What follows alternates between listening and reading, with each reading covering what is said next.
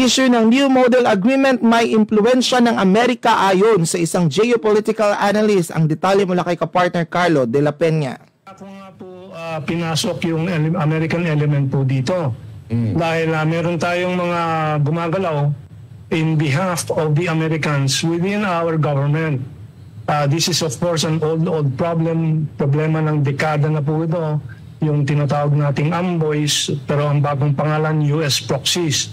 Ganito inilarawan ni Germancio Laurel, isang geopolitical analyst, ang dahilan kung bakit may pagtanggi sa panig ni dating Westcom Chief Vice Admiral Alberto Carlos na may napagkasunduan sila ng opisyal mula sa China kaugnay sa umano'y New Model Agreement. Ani Laurel, ayaw raw ng mga tinawag niyang US proxies na humupo ang tensyon sa South China Sea at para ipagpatuloy ang justification nila na kailangan ng tulong gaya ng pagpapanatili ng EDCA site sa bansa. Habang may tensyon, may dahilan po sila na sabihin ay kailangan natin ng tulong ng military ng Estados Unidos, etc. etc. Sa likod ng lahat ng mga ito, yan po ang nag-ooperate doon sa mga anino, sa shadows ng mga actors. Dagdag ni Laurel na ang mga tinawag niyang Psy-war experts sa likod ng isyu na ito ay pilit ring pinapalabas na may secret agreement sa pagitan ni dating Pangulong Rodrigo Duterte at Chinese President Xi Jinping. Ngunit hindi naman daw ito totoo. Kasi lahat ng mga agreements po, gentleman's agreement or formal written agreement ni Presidente Duterte, ay recorded po yan sa Department of Foreign Affairs. Si Presidente Duterte hindi marunong mag-Chinese, mag-Mandarin. So pag siya ay nagpapaliwanag at nakikiusap kay Presidente Xi Jinping, may translator. No? So recorded yan ng translator. Sa isyu naman na pagtanggi ni Carlos na walang napagkasunduan sa pagitan niya at ng Chinese official, ay pinaliwanag din ito ni Laurel. This was also a formal discussion. So there are no secret agreements. Yung usapan ni Admiral Carlos with Senior Colonel Lee, formal na discussion dito, din ito kasi pareho silang may rango, pareho silang may posisyon sa gobyernong kanilang kinakatawan at their level. Matatandaang sa naging pagdinig ng Senado ay tinanggi ni Carlos na may kasunduan sila sa pagitan ng Chinese official, ngunit nagkausap sila sa mga pamamaraan kung papaano mapapahupa ang tensyon sa pinag-aagawang teritoryo sa West Philippine Sea. Para sa Diyos at sa Pilipinas kong mahal, Carlo de la Peña, SMNI News. At mga akusasyon versus FPRRD, smokescreen lamang sa tong issue ni PBBM ayon sa isang dating kaalyado. Narito ang balita mula kay kapartner Jade Calabroso. Sunod-sunod ng mga dating kaalyado ng mga Marcos ang tahasang nagsasalita ngayon laban sa administrasyon ni Pangulong Bongbong Marcos Jr. Kabilang dito si Attorney Glenn Chong, kilalang supporter noon ni Marcos sa naghain ng election protest laban kay Leni Robredo noong 2016 elections. Sa isang program online, sinabi ni Chong na ang pagdidiin kay dating Pangulong Rodrigo Duterte sa usapin ng umano'y gentleman's agreement nito sa China ay ginagamit lamang na smokescreen o pantakip sa totoong problema ng bansa at mga personal na interes ng Marcos. Ito yung smokescreen. Ito yung smokescreen. Itong mga akusasyon nila laban kay President Duterte, ito yung smokescreen para mapagtakpan in the hopes na mapagtakpan yung issue na hinaharap ngayon ni Mr. Marcos Jr. Isa sa mga sumambulat na issue ay ang pagkakadawit sa pangalan ni Marcos sa iligal na droga na una na ring ibinunyag ni dating Pangulong Duterte at kamakailan nga sa Senado ay binuksan ang investigasyon sa PIDEA leaks kung saan dawit din ang pangalan ni Marcos Jr. sa isang pre-operation report ng PIDEA noong 2012. Tinanong noon si Marcos kung totoo ba ito, pero sa halip na direktang itanggi o aminin ang pagkakaugnay sa iligal na droga ay kanya lamang itong tinawanan. Binigyan din naman ni Chong na hindi patas ang ganitong gawain ng Marcos administration laban sa dating Pangulo. Alam naman natin yung administrasyon ni Marcos, si President Duterte ang ginagawang boogeyman eh. Boogeyman nga. Ginagawang boogeyman eh, pananakot sa taong bayan eh. And that's not fair to the former president. Dagdag pa ni Chong, sa mainit na usapin ngayon ng umano'y New Model Agreement, naging isang scapegoat si Vice Admiral Alberto Carlos na dating Westcom Chief. Ang nakikita ko dyan, si Admiral Carlos ang ginawang scapegoat. Bakit? I don't think that he will bind the country to any agreement without the prior approval of his superior. Sa issue ng New Model Agreement ay ginigit ng China na mayroon naman itong kasunduan sa Pilipinas para sa maayos na resupply mission sa West Philippine Sea, particular na sa Ayungin Shoal. Ngunit itinanggi ito ng Pilipinas. Kasunod nito ay naglabas naman ng China ng umano'y wiretap audio conversation sa pagitan ni Carlos at ng isang Chinese diplomat. Itinanggi naman ni Carlos na mayroong secret deal matapos ito'y nawala na siya sa pwesto bilang Westcom chief at nag-file ng leave dahil sa personal na dahilan. Samantala, malayo at kakaibang paraan ang pakikitungo ng kasalukuyang administrasyon sa diplomatikong relasyon ng Pilipinas sa China na opisyal namang napagtibay noong panahon ni dating Pangulong Ferdinand Marcos Sr. Para sa Diyos at sa Pilipinas kung mahal, ito si Jade Calabroso, SMNA News. Sa ibang balitang national, mga kapartner, 2 Chinese nationals arestado sa kasong kidnap for ransom sa kapwa Chinese. Narito ang balita ni kapartner Paul Montibon. Nasa pangangalaga na ngayon ng PNP Anti-Kidnapping Group ang 2 suspect na pawang Chinese nationals matapos silang masangkot sa pangingidnap ng kapwa nila Chinese. Ayon sa investigasyon ng pulisya, nangutang ang biktima mula sa mga suspect ng halagang 180,000 pesos matapos na matalo sa kasino sa Pasay City. Pero nang singilin na umano ang biktima at hindi makabayad, dito na siya dinukot at ikinulong sa isang hotel sa Pasay. Kapalit ng kalayaan nito, nagdemand ang mga suspect ng 1.8 million pesos. Habang nakakulong naman ang biktima, nagawa pa nitong makahingi ng tulong sa kanyang asawa para maipambayad sa mga suspect. Dito na humingi ng tulong sa mga pulis ang mga kaanak ng biktima. Batay sa obserbasyon ng PNP, hindi na raw bago sa mga kasino ang pagpapautang ng pera, lalo na sa mga lulong sa sugal. Oras naman na hindi mabayaran ang inutang, tsaka na magsisimula ang plano ng pagdukot sa mga biktima kapalit ng malaking halaga. Karaniwang gumagala ang mga financier na ito at kusang lumalapit sa mga players at saka mag-aalok ng pautang. Nakapagtala na ang PNP ng 12 na kaso ng kidnapping, pero agad rin naman anila itong nare-respondihan sa tulong na rin ng publiko at mga kaanak ng mga biktima ng kidnapping. Mas mababa nila ito kumpara sa nakalipas sa taon sa kaparehong panahon. Muli namang nagpaalala ang mga otoridad sa mga may matutuwid na pag-iisip. Kung maaari nila ay umiwas sa pagsusugal na kadalas ay nauuwi sa pagkalulong dito.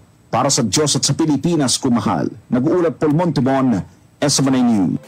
Maraming salamat kapartner. At SAF Troopers, hinikayat na pagtibayin ang kanilang pangako para sa bayan. Ayon sa kanilang SAF Director, narito naman ang balita ni Almar Forzuelo. Buwan ng Mayo taong 1983, nang itatag ni dating Pangulong Fidel V. Ramos ang elite unit ng Philippine National Police na Special Action Force o PNP-SAF. Magmula nang ito'y mabuo, naging katuwang na ang SAF sa pagbibigay ng seguridad at kaayusan sa bansa. Taong 2016, nang italaga ni Noy PNP Chief Ronald Bato de la Rosa ang SAF sa New Bilibid Prison o NBP para magbantay sa maximum security kung saan nakapiit ang mga drug lord. Malaki din ang naging papel ng SAF sa pagkamit ng kapayapaan sa Marawi City, counter-terrorism efforts at humanitarian missions ng pamahalaan. Kaya sa ika-41 anibersaryo ng SAF ngayong taon, ibinida nito ang mga nakamit nilang tagumpay kasabay ng pag-alala sa kabayanihan na mga kasamahan nilang nagbuwis ng buhay para sa bayan. Kasunod dito'y ginunuta rin ni SAF Acting Director Police Brigadier General Mark Pespes ang mga hirap at napanagumpayan nilang pagsubok na humubog pang higit sa kanilang katatagan para tuparin ng buong katapatan ang kanilang mga mandato. Kinilala din nito ang mga SAF Trooper na nag-alay ng kanilang buhay kasabay ng panawagan sa mga tauhan nito na kung magkakaisa lang ay tiyak na malalampasan nila ang mga pagsubok. Hinikayat din ni Police Brigadier General Pespes ang buong SAF unit na muling pagtibayin ang kanilang pangako sa pagtataguyod ng pinakamataas na pamantayan ng integridad at profesionalismo para sa bayan. Kasunod nga ito ng pagkakasangkot ng 2 miyembro ng PNP-SAF sa moonlighting o di otorisadong pag-escort sa isang Chinese-Philippine offshore gaming operator official na mahigpit na ipinagbabawal. Para sa Diyos at sa Pilipinas kung mahal, Almar Forzuelo, SMNA News. Sa ibang balita mga kapartner, mga sasakyang may kargang agri-products na dadaan sa major expressway makatatanggap ng rebate. Ang balitang ito mula kay kapartner Sheena Torno. Karaniwang dahilan ng mga nagtitinda sa palengke ay dahil mahal ang kanilang mga puhunan at malaking gasto sa gasolina o ang logistic cost nito. Pero may magandang balita ang Toll Regulatory Board dahil epektibo na sa Hunyo 1 ng taon ang pagbibigay ng rebate o balikbayad sa mga truck na may kargang produktong agrikultural na dadaan sa mga major expressway. Ngunit tayong mga sasakyan lamang na accredited ng Department of Agriculture at may RFID ang maaring makabenepisyo nito. Sabi ng TRB, layo ng programa na protektahan ang kapakanan ng publiko sa pamamagitan ng pagbawas sa epekto ng pagtaas ng mga singil sa mga tollway. Welcome development daw ito sa Department of Agriculture, lalo na sigit 700 mga truck na may lulang agriculture products na bumabiyahe sa mga major expressway. Karamihan sa mga truck ay nagmumula sa National Capital Region, papunta sa Region 1 hanggang sa Region 5. Bubuksan na rin ng Agriculture Department ang online application upang mapabilis at maibsan ang malaking gasto sa pagproseso. On the part ng DA, kailangan either magpunta sila rito sa central office or sa mga regional field offices namin. Then magsasubmit sila ng mga requirements. And then kapag okay na lahat, then bibigyan sila ng mga stickers at saka yung accreditation. Inaayos na ngayon yung online application and hopefully maging maayos na agad. Ang Samahang Industriya ng Agrikultura o Sinagdaman ay positibo na sa ilalim ng programa ay makatutulong para makamenos gasto sa transportasyon na siya ring makababawa sa presyo ng mga bilihin. Malaking bagay pagka ultimately mawala yung fees sa mga toll, 5% hanggang 10% ng presyo marireduce mo pagka totally napapapag yan. Sa kabila ng programang ito ay may panawagan pa ang Sinag. We've been requesting since last year, sana toll-free talaga ang mga agri-commodities para hindi na siya makadagdag sa pagtaas ng presyo ng mga basic goods natin like yung sa bigas and sa baboy and manok. Pagka toll-free talaga yung mga highways natin for agricultural goods. Lagi daw kasing idinadahilan ng mga retailer sa pagtaas sa mga presyo ng mga bilihin ay dahil na rin sa gastos nila sa transportasyon. Gayunpaman, magtatagal ang nasabing programa sa loob ng 3 buwan. Maglalaro sa 2 pesos hanggang 156 pesos. Ang ibabalik depende sa distansya at sa klase ng sasakyan. Katumbas ito ng halaga ng taas-singil sa toll na ipinatupad noong June 2023. Para sa Diyos at sa Pilipinas kung mahal, ito si Sheena Torno, SMNI News.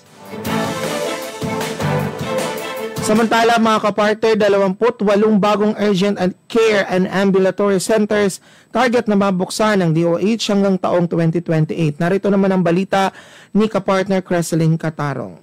Nasa 28 na bagong urgent care and ambulatory services o BUCAS project ang plano ng Department of Health na itayo sa buong bansa hanggang 2028. Sinabi ni DOH Spokesperson Assistant Secretary Albert Domingo na mula sa 28 BUCAS centers ay 28 milyong Pilipino ang target nilang makabibenepisyo dito. Yung ating BUCAS centers, sabi nga ni SecTed, 28 by 28 by 2028. 28 BUCAS centers by the year 2028. Una nang nagpahayag ng pagsuporta si Senator Christopher Bongo, Chairperson ng Senate Committee on Health and Demography, sa nasabing programa ng DOH. Aniya, ito ay naaayon sa kanyang advokasya na mapabuti ang pangangalagang pangkalusugan sa mga komunidad at ilapit ang mga serbisyo ng gobyerno sa mga tao. Ang proyektong BUCAS ay isang pangunahing health hub na magbibigay ng serbisyong katulad ng nasa mga super health centers na itinataguyod ng senador.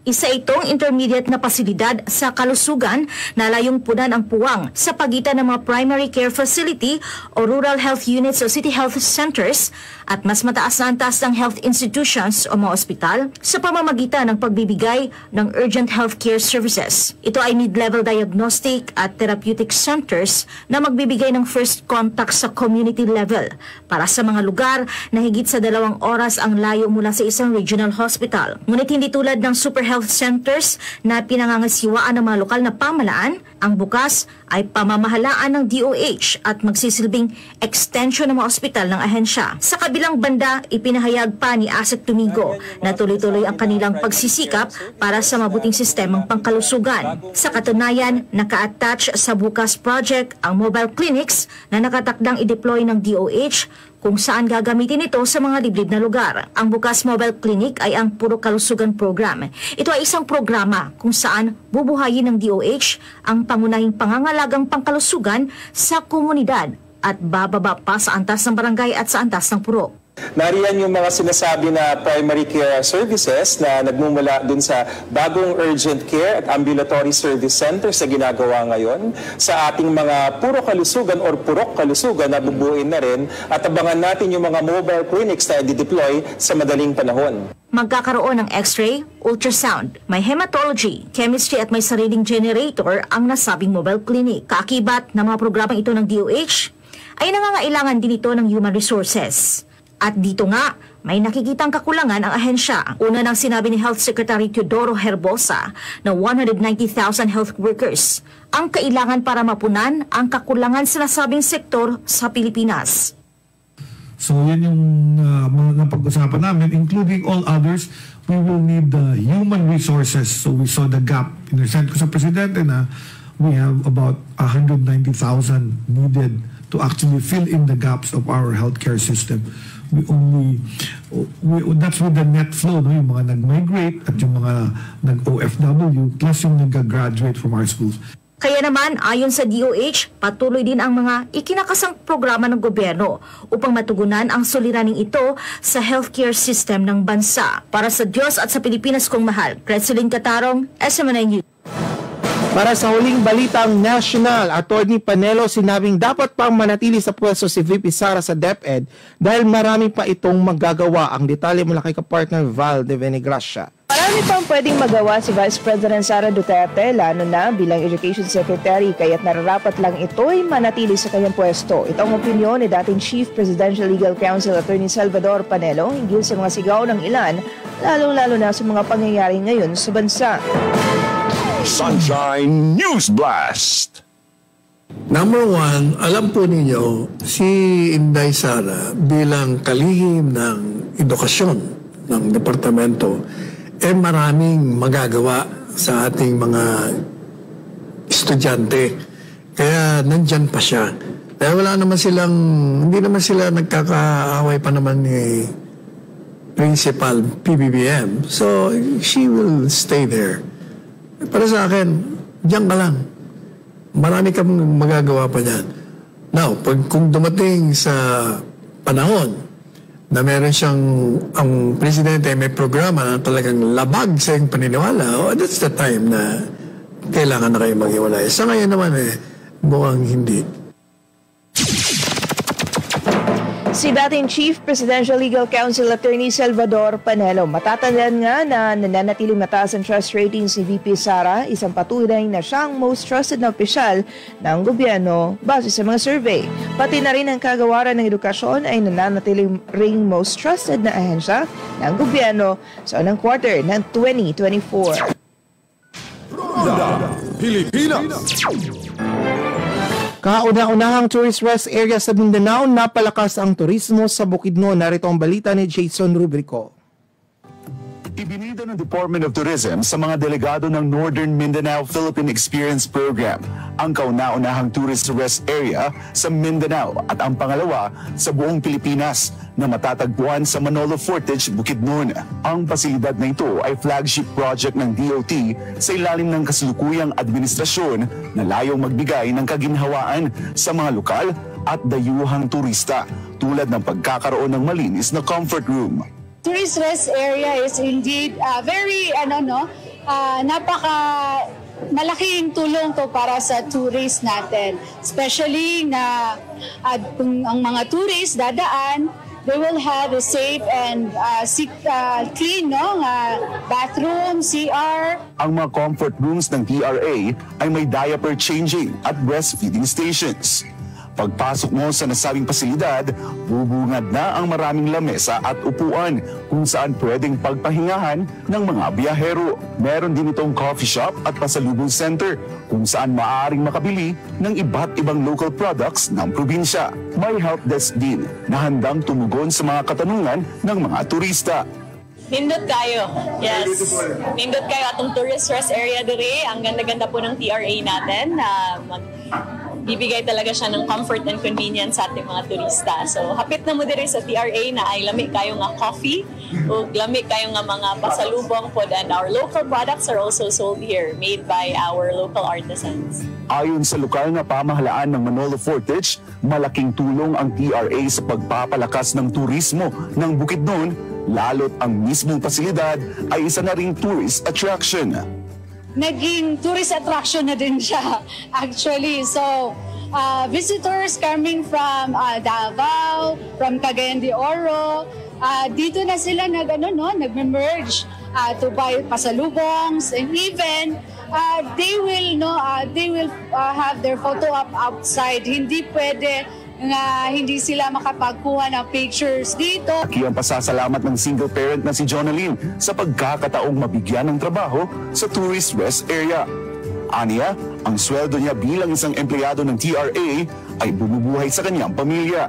Makakuan po sa akong ginikanan kay senior citizen naman po sila. Makatabang sa ila mga magbayad og mga kuan sa ila, kuryente, tubig, then kung napay sobra sa kuha sir kanang ako maghatag sa ila gyud. Especially sa akong mga anak sir, labi na karon nga duha akong anak, high school ang isa, elementary ang isa. 9 na tourist rest areas na ang naipatayo ng DOT sa iba't ibang pangunahing tourist destinations sa bansa, kung saan ang bagong binuksan ay sa Pagudpud, Ilocos Norte.